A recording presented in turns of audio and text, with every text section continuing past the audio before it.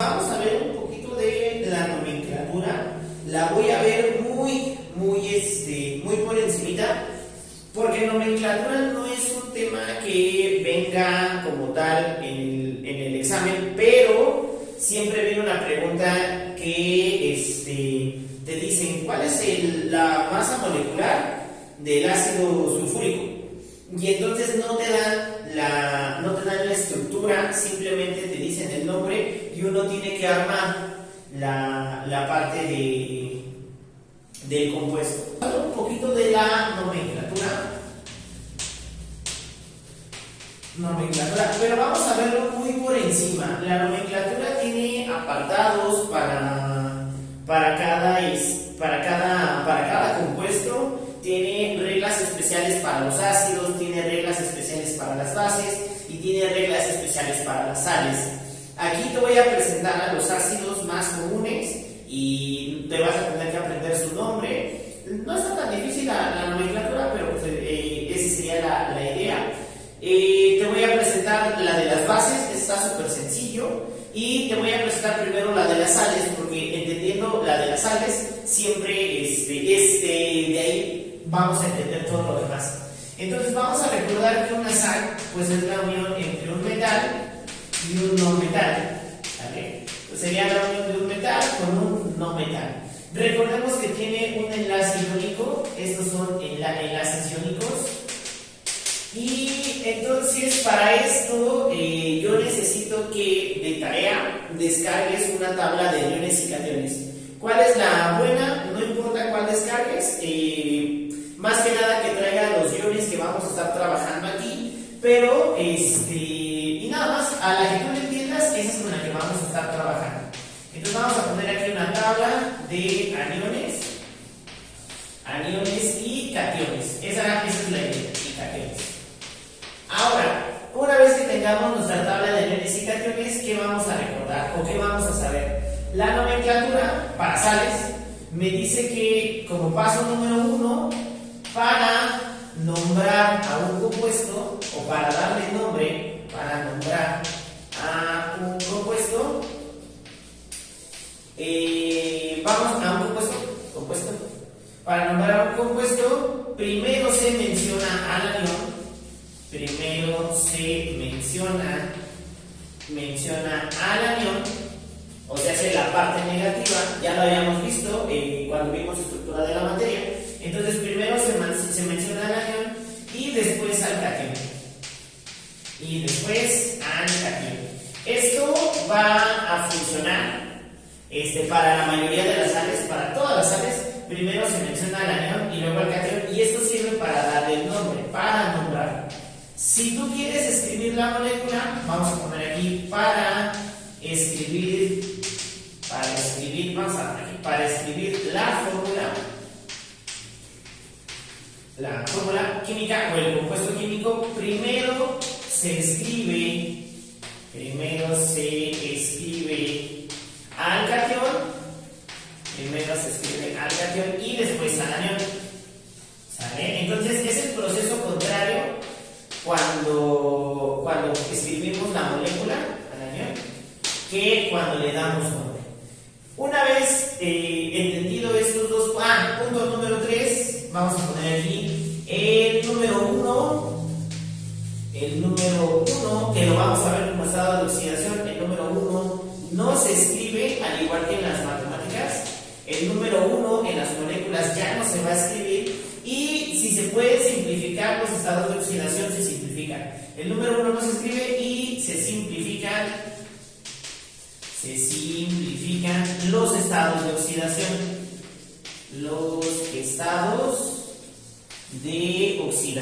¿Vale? Eso va a ser la parte importante de la nomenclatura. Y entonces, ¿cómo vamos a entender esto? Cuando vayas a tu tabla, cuando descargues tu tabla de aniones y cationes, van a haber dos partes, que es la de catión y la de anión.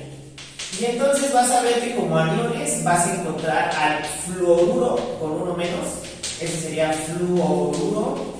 Tenemos al cloruro, C1 menos, que sería cloruro. Vamos a tener más aniones como el sulfato, SO4 2 menos, sulfato, ¿no? Vamos a tener, ¿qué otro me hace falta? Sulfuro, S2 menos, sulfuro. Vas a encontrar muchos aniones, muchos, y cada uno va a tener su respectivo nombre en esas tablas. En la parte de aniones, en la parte de cationes, vas a encontrar a puros metales y vas a ver que vamos a tener litio con un signo arribita. Entonces ese nada más se llama litio, sodio. Vas a encontrar que tenemos calcio, 2 más sería calcio. Entonces esa tablita va a traer los estados de oxidación de la mayoría de los aniones o de los cationes más comunes. Entonces esa es la que vamos a estar ocupando, y de hecho los numeritos que están aquí arribita son los que te menciono, que son los famosos estados de oxidación. Y entonces, si podríamos simplificar los estados de oxidación al momento de hacer el enlace, se van a simplificar. Ahora, ¿cómo se ve esto? Vamos a poner aquí ejemplo y vamos a comenzar con uno muy sencillo. Vamos a comenzar con el sodio, 1 más, y vamos a comenzar con el cloro, 1 menos. Si nos vamos a nuestra tabla, aquí ya pinté parte de mi tabla, sabemos que este se llama cloruro y sabemos que el otro se llama sodio. Así, directamente. En nuestra tablita tienen esos nombres. Y entonces, para formar el compuesto, ¿qué es lo que va a pasar? Los números que están aquí arriba se van a entrelazar y van a quedar en la parte de abajo del compuesto. Entonces este 1 va a quedar con el sodio. Para poner la fórmula, primero se escribe al catión, entonces pongo sodio, y este 1 del cloro debería de quedar aquí, ¿sale? Ahí debería de estar. Y después escribimos al anión, aquí está el cloro, y el 1 del sodio debe de estar aquí abajito, se entrelaza. Pero ¿qué sabemos? Que el número 1 ya no se escribe, entonces voy a quitar a los números 1. El número 1 ya no se escribe, se da por hecho que ahí debería de estar, que se están uniendo, los signos se van, porque los signos únicamente me sirven para entender que uno es positivo y uno es negativo, y entonces se da el enlace. Entonces se van los signos, los números se cruzan, y ahí está la molécula. Ahora, para darle el nombre a esa molécula, primero se menciona el anión, entonces se llamaría cloruro de sodio. Primero se nombra al anión y después se nombra al catión, ¿sale? Ese sería nuestro primer ejemplo. Vamos a hacer un ejemplo más, vamos a hacer otro ejemplo, pero ahora con otro estado de oxidación. Vamos a poner al aluminio, aquí el aluminio 3 más, aluminio. Esos números, ¿de dónde los estoy sacando? Más adelante te voy a enseñar a cómo calcular los estados de oxidación de cada elemento o de los elementos más importantes, pero ahorita todos estos números los estamos obteniendo de la tabla de iones y cationes. Entonces es muy importante que tengas una tabla a la mano. Voy a hacer la combinación de aluminio con sulfuro. Entonces, en otro ejemplo, vamos a poner aquí aluminio 3 más y vamos a poner azufre 2 menos o sulfuro. Les voy a poner sus nombres, aluminio y sulfuro. Entonces, ¿qué es lo que vamos a hacer? Vamos a cruzar los estados de oxidación, vamos a intercambiar estos números. Este va a quedar con el aluminio, el 2 del sulfuro queda con el aluminio y el 3 del aluminio va a quedar con el sulfuro. Entonces se van a intercambiar, se van a entrelazar, y entonces va a ser Al2S3. Ahí está la fórmula del compuesto. Primero se pone al catión y luego se pone al anión. Y una vez hecho esto, ahora se le va a dar el nombre siguiendo la misma metodología de arriba. Para nombrar un compuesto, primero se menciona al anión y después al catión. Entonces este se llamaría sulfuro de aluminio. Voy a volver a tomar al sulfuro, pero ahora lo voy a combinar con otro elemento. Vamos a combinarlo con magnesio. Vamos a combinarlo con magnesio. El magnesio también tiene estado de oxidación 2 más. Este sería magnesio. Y entonces vamos a volverlo a combinar. Y es más, también voy a hacerlo con el oxígeno. Pero al oxígeno en estado iónico se le llama óxido. Todos estos nombres, todos esos números que estoy obteniendo vienen en la tablita. Y primero lo voy a hacer con el sulfuro. Entonces tengo magnesio 2 más, sulfuro 2 menos. Y entonces para que se pueda llevar a cabo el enlace, los electrones se tienen que intercambiar, ¿no? Este 2 pasa aquí y este 2 también pasa acá. Y entonces me quedaría Mg2 azufre 2. Pero hay que recordar que esto es una relación matemática 2 a 2, como nos proponía Dalton. Y entonces la regla número 3 que yo puse aquí es que si el número 1 se escribe y se simplifican los estados de oxidación. Estos tienen mitad, son una fracción matemática al final del día. Entonces tienen mitad y al momento de calcular mitad me quedaría MgS. Solamente así. Y entonces, ¿cómo se va a llamar el compuesto? Bueno, para darle el nombre al compuesto, primero se menciona el anión y después al catión. Entonces, este se llama sulfuro de magnesio. Y ahí está, así de fácil, así de sencillo. Misma historia si lo queremos combinar con el óxido. Entonces, voy a poner al calcio 2 más, óxido 2 menos, otra vez se intercambian, ¿sale? Y me quedaría Ca2O2. Nuevamente, esta es una relación matemática, podemos calcular mitad y entonces este se llama, quedaría de la siguiente manera, CaO, ¿sale? Y a ese, ¿cómo se le llamaría? Se le llamaría óxido de calcio. Entonces este se llama óxido de calcio, ¿vale? Y ahí está esa primera parte de la nomenclatura. Vas a ver en tu tabla de aniones y cationes que se van a repetir algunos cationes. De hecho voy a borrar acá. Y entonces vas a encontrar que se van a repetir algunos cationes. Y quiero que justamente cuando tengas tu tabla veas lo siguiente. Tienes tu catión y vas a ver que tenemos litio, sodio, potasio, rubidio, aluminio, calcio. Vas a tenerlos, todos estos cationes formaditos. Pero van a haber cationes especiales, justamente elementos, para ser precisos, elementos del bloque D en la tabla periódica, que ya vimos, es la parte del medio, donde se van a repetir algunos elementos. Por ejemplo, el hierro vas a tenerlo como 2 más y vas a tenerlo como hierro 3 más. El níquel vas a tenerlo como 2 más y el níquel 3 más. Si no mal recuerdo, el estado de oxidación del níquel. No lo recordé mal. El cobre, que es 1 más y 2 más. Entonces cobre 1 más y cobre 2 más. Y entonces todos esos cationes, como puedes darte cuenta, se van a repetir más de una vez. De hecho, hay elementos que se repiten más de 2 veces. Y para este tipo de cationes se aplica en cierta manera lo que ya vimos de nomenclatura, pero no se aplica al 100, porque aquí incluso algunas tablas te van a decir que este se llama hierro 2 o se va a llamar ferroso. Este se va a llamar hierro 3 o lo van a llamar férrico. Y así, niqueloso, niquélico, cuproso, cúprico, o cobre 1 y cobre 2. Y entonces viene lo de la nomenclatura IUPAC y lo de la nomenclatura STOP. Acá, entonces, nomenclatura IUPAC. Nomenclatura IUPAC con 2 estados de oxidación. Con 2 estados de oxidación. Eso me va a servir mejor.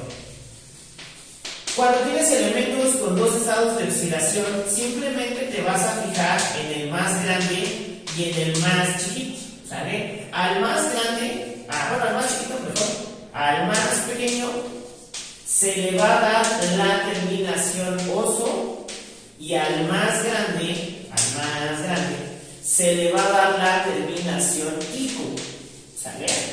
Entonces, si tu elemento tiene solo 2 estados de oxidación, el más pequeño le vas a poner la terminación oso y al más grande le vas a poner la terminación ico. La pregunta es, ¿y yo cómo voy a saber qué elementos tienen 2 estados de oxidación? Muchas tablas periódicas ya los traen. Por ejemplo, aquí mi tabla periódica ya trae la parte de los estados de oxidación.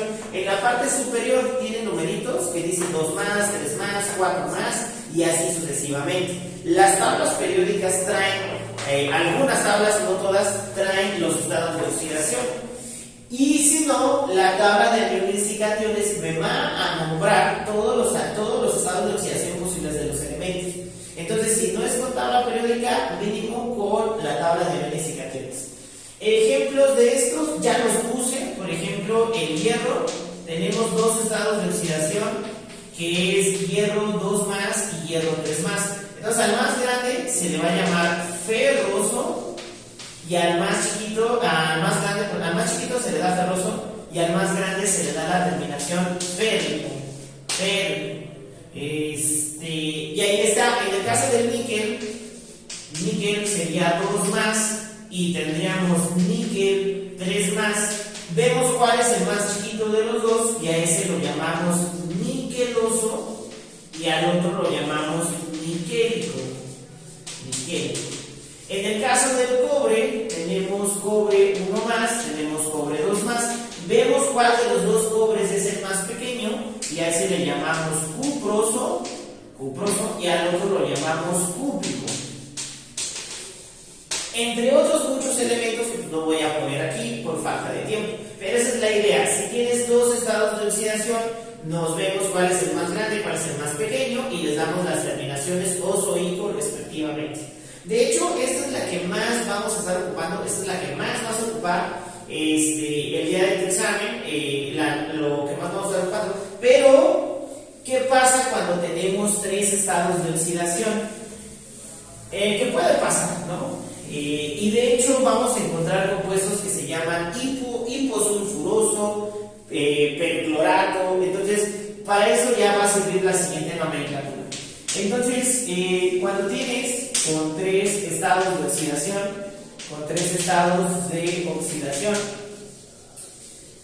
pasa lo mismo, solamente que vamos a agregar un prefijo y luego una terminación. Vas a observar cuál es el más pequeño y vas... ahí está, se me olvidó. Vas a observar cuál es el más pequeñito y al más pequeño, le vas a dar el prefijo hipo. Entonces se le da el prefijo hipo y se da la terminación oso. ¿Sale? Entonces primero le pongo hipo y luego le ponemos oso. Al que está en la parte del medio le vamos a poner la terminación oso, y al que es más grande, le seguimos poniendo la terminación ico. Entonces aquí agregamos otro que va a ser el hiposo, ¿no? Y ejemplos de esto, sí, vamos a ver el titanio. El titanio tiene tres estados de oxidación. Vamos a poner aquí titanio, que serían 2 más, 3 más y 4 más. Si no mal recuerdo, sí, ahí está el titanio. Y entonces este se llamaría hipotitanoso. Luego seguiría solamente el titanoso. Y al final tendríamos el titánico. Ahí está. Entonces, a eso pasa cuando tengo tres estados de oxidación. Nada más agregamos uno más, donde le ponemos el prefijo hipo y la terminación oso. Y cuando tenemos, vamos a poner aquí con 4 estados de oxidación. Le vamos a agregar uno más, pero le vamos a poner el prefijo per y la terminación ico. Entonces vamos a poner acá. Ahí está. Entonces al más pequeñito, ya sabemos, hipo-oso. Al que le sigue se le va a conocer como oso. Conforme va aumentando, le vamos a poner la terminación ico, y al más grande le vamos a poner el prefijo per y la terminación ico. Así de sencillo. Ejemplo de esto, el vanadio. Entonces el vanadio tiene los 4 estados de oxidación: 2, 3, 4 y 5. 2 más, 3 más, 4 más y 5 más. Y entonces el primerito se llamaría hipovanadoso. Luego sería únicamente vanadoso. Luego se llamaría vanádico. Y por último el más grande, se le pone el prefijo perbanánico. Y ahí está. Ya nada más lo vamos complementando con la nomenclatura. Si quiero juntarlo con un anión, entonces primero se menciona al anión, luego se menciona al catión, pero con sus respectivas terminaciones. ¿Sale? Y entonces, para darle el nombre al compuesto ya de manera final, seguimos las mismas reglas de la nomenclatura. Primero escribimos al catión y después al anión, en el caso de que quiera poner la fórmula del compuesto. Y en el caso de darle el nombre, primero se menciona al anión, después se menciona al catión, pero ese catión ya va a tener sus respectivas terminaciones. ¿Sale? Entonces, voy a borrar acá. Y vamos a juntarlo con, yo creo que vamos a poner fosfato. Vamos a poner PO4 3 menos. Vas a encontrar que se llama fosfato. ¿Vale? Algunas tablas lo llaman de otra manera, pero tú baja o tú busca las tablas que tengan los nombres de los iones que estamos trabajando aquí. Sulfato, fosfato, porque hay tablas que le ponen tetraoxidisulfuro, ¿no? Por decir algo.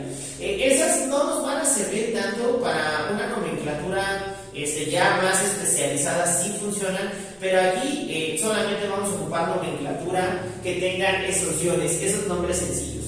Y vamos a juntar ese fosfato, voy a juntarlo con el hierro 2 más.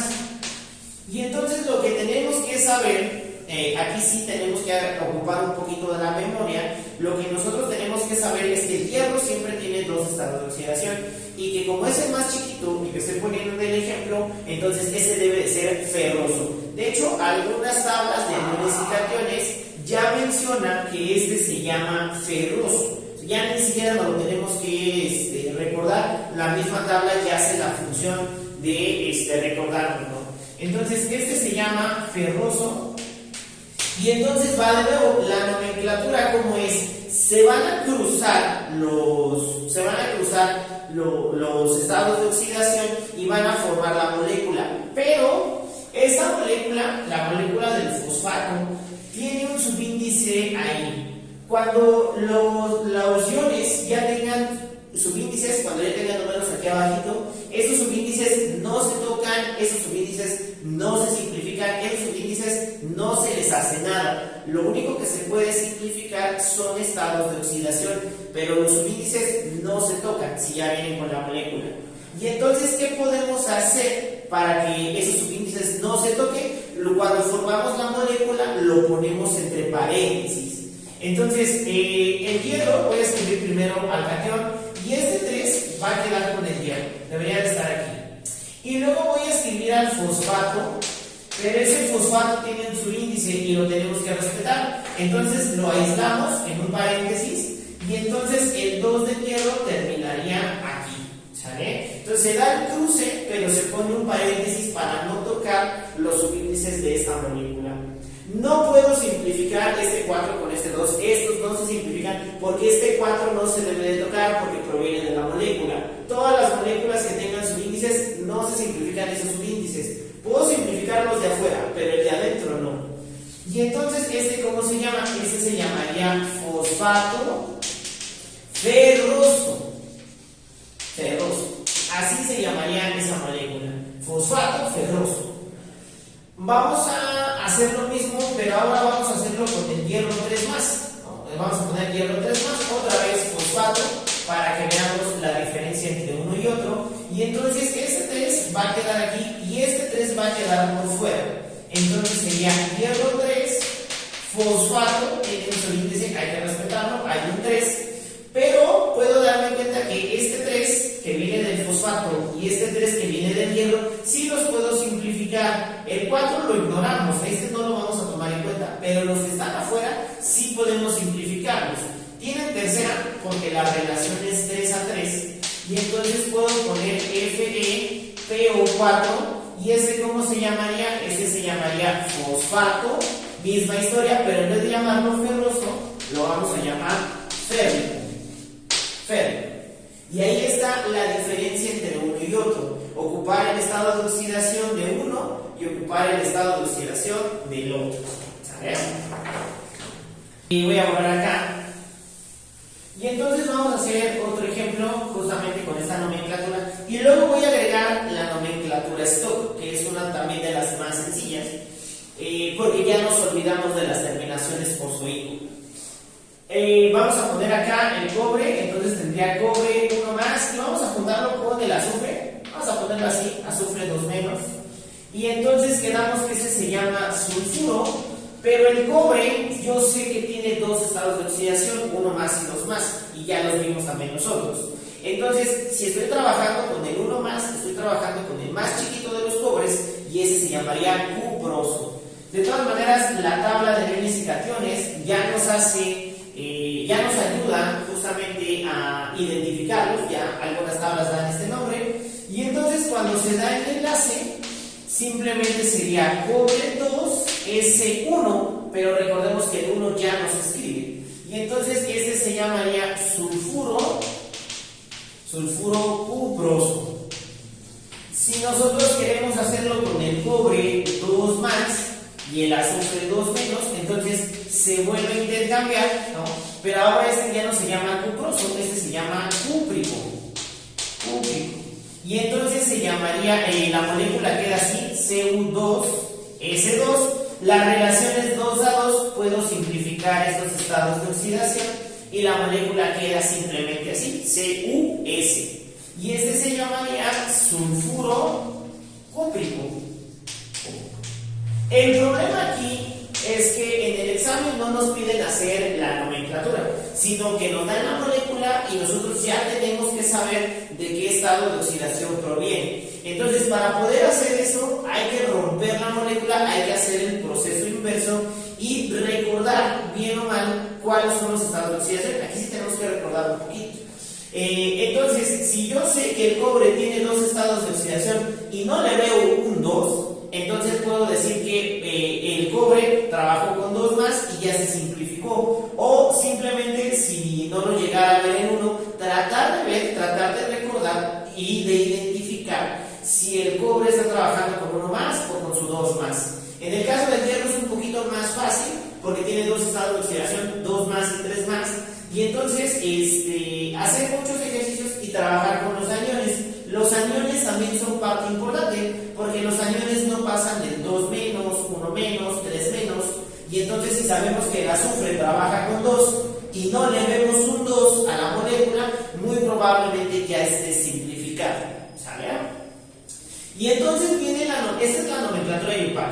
Pero entonces viene lo que es la nomenclatura stock. Lo voy a poner por acá. Nomenclatura stock. Y la nomenclatura stock es un poquito más amable al momento de dar el nombre. La nomenclatura stock me dice que en vez de darle las terminaciones ico-oso, simplemente mencione el estado de oxidación de mi catión. Entonces, y lo ponga en números romanos. Nomenclatura stock me dice que tengo que escribir el estado de oxidación del catión. Escribir el estado de oxidación, vamos a poner aquí, estado de oxidación del catión, entre paréntesis y en números romanos, entre paréntesis y en números romanos, ¿sale? Ahí está. Entonces, en vez de darles terminaciones oso e ico, pues mejor solamente decimos a qué estado de oxidación pertenece y lo ponemos entre paréntesis en números romanos. Entonces, este que se llamaba fosfato ferroso por nomenclatura de IUPAC, por nomenclatura stock se va a llamar fosfato de hierro. Pero ¿qué hierro estoy trabajando? Estoy trabajando en 2 más. Entonces simplemente entre paréntesis le pongo un 2, ¿no? La primera es la nomenclatura IUPAC y la segunda es la nomenclatura stock, donde en vez de llamarlo ferroso, lo llamamos fosfato de hierro 2. En el caso de abajo, este es IUPAC. En el caso de la stock, entonces es la misma historia, también sería fosfato, pero este fosfato sería de hierro 3. fosfato de hierro 3. Ahí está. En el caso de acá, de los cobres, en vez de ser sulfuro cuproso por IUPAC, se llamaría sulfuro, en el caso del stock, se llamaría sulfuro de cobre.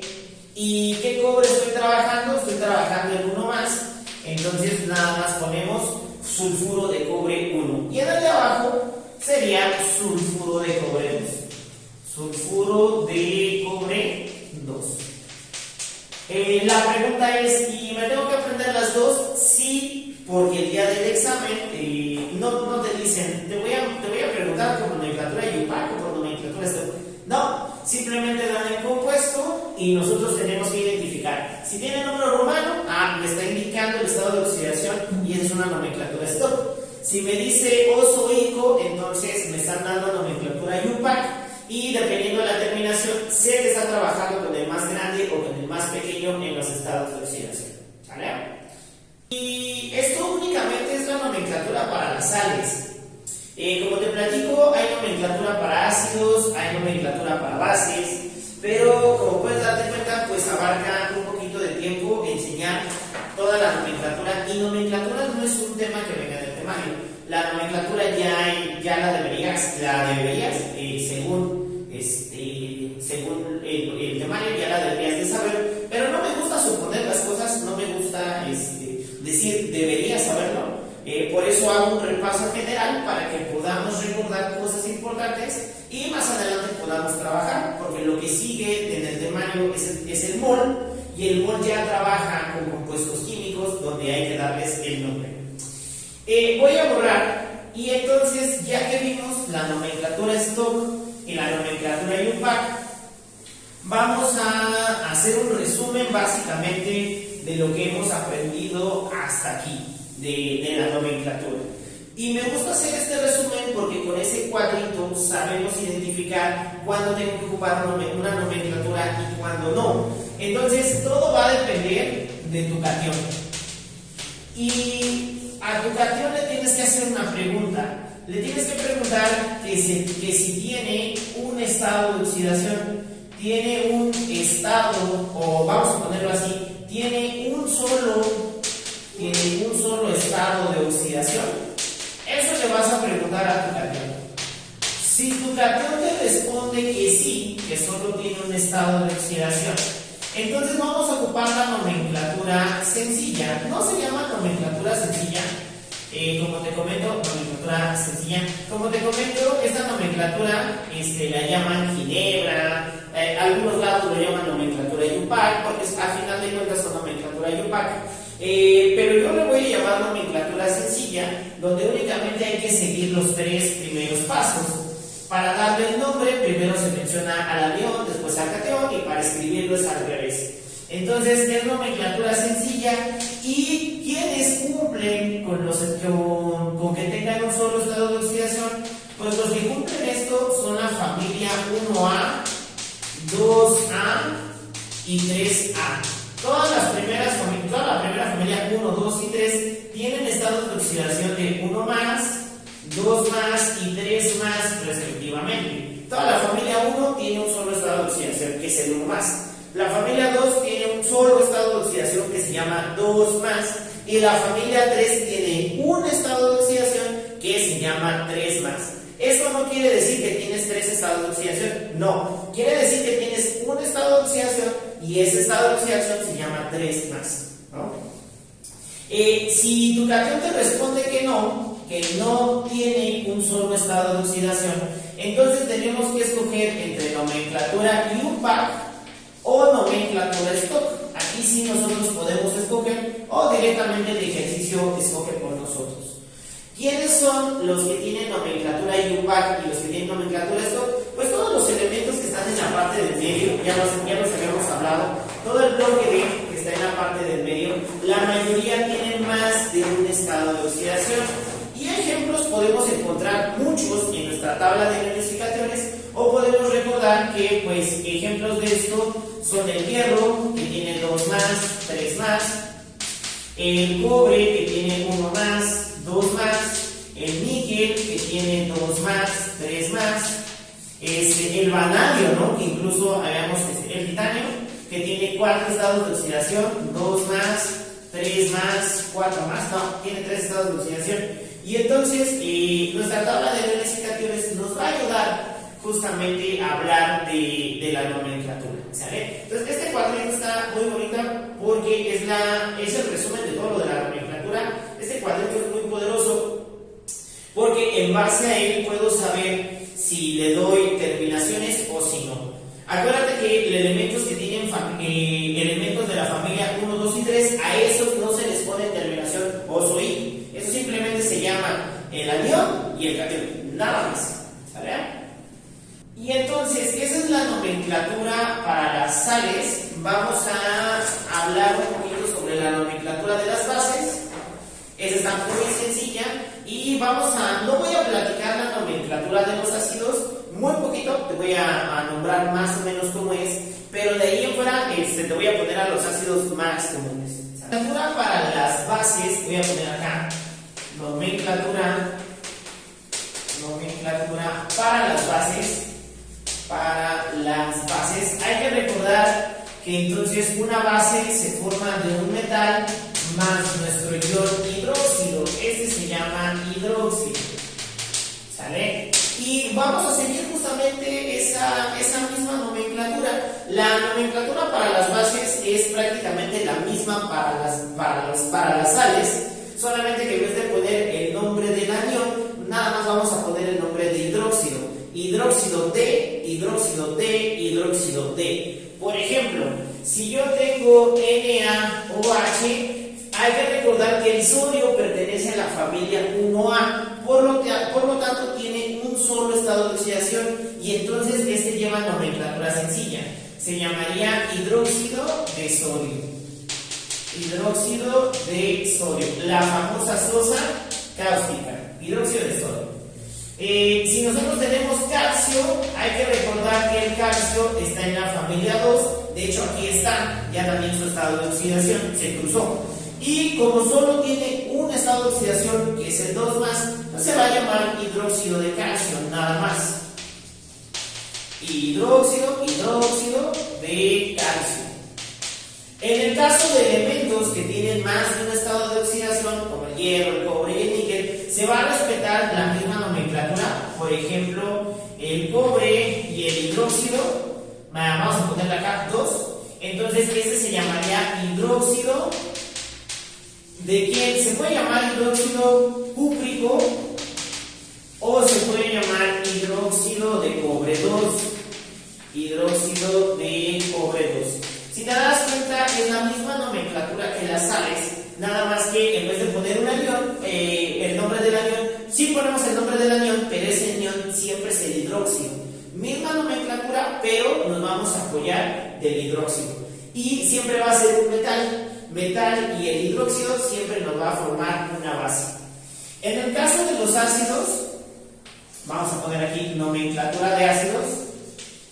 Nomenclatura de ácidos. Hay que recordar que los ácidos es la unión del hidrógeno más un no metal, ¿no? Y tenemos dos tipos de ácidos, los oxiácidos o simplemente los ácidos. Para los ácidos se le da la nomenclatura, se le llama ácido, siempre se le va a poner la palabra ácido y se le va a dar el nombre del elemento que se esté ocupando. Por ejemplo, el ácido clorhídrico sería este se llama ácido clorhídrico. De hecho, si te das cuenta, la terminación juega un papel importante. Hay una teoría grande para la nomenclatura de ácidos, pero simplemente te voy a presentar a los más comunes, los que más vamos a ocupar. Ácido clorhídrico, ácido fluorhídrico, ácido fluorhídrico. Vamos a tener al ácido brómico, me faltó R, ácido brómico, vamos a tener, y tenemos los oxiácidos, que sería el ácido sulfúrico,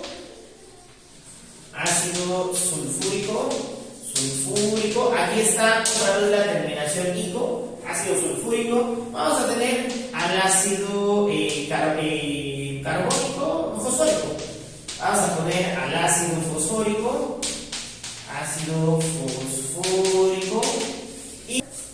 vamos a dejarlo por aquí el día de hoy, ¿sale? Ya acabé la parte de nomenclatura, nos faltaría ver ya después de esto vamos a ver el mol, ya vamos a entender un poquito más los conceptos de la nomenclatura para poder trabajar con los compuestos.